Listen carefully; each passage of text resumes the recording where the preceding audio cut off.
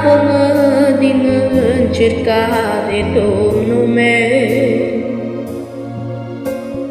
La Tine vin acum, Doamne, Tu ești prea bun, doar Tu poți ca să mă scapi, o Domnul meu.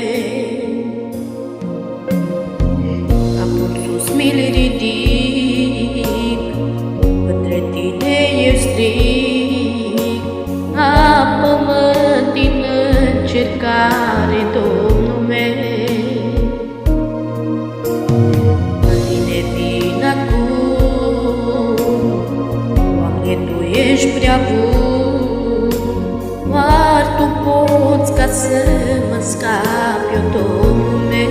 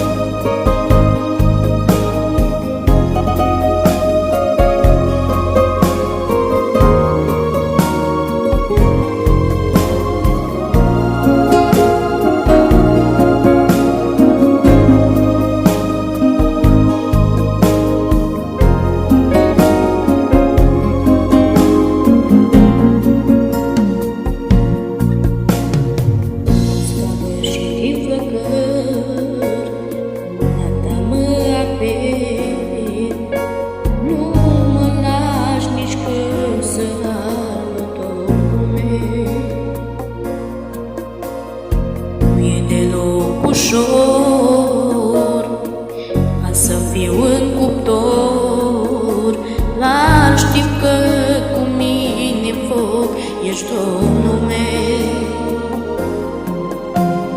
Mă scap și din flăcări, mâna Ta mă aperi, nu mă lași nici când să ard, o Domnul meu. Ușor,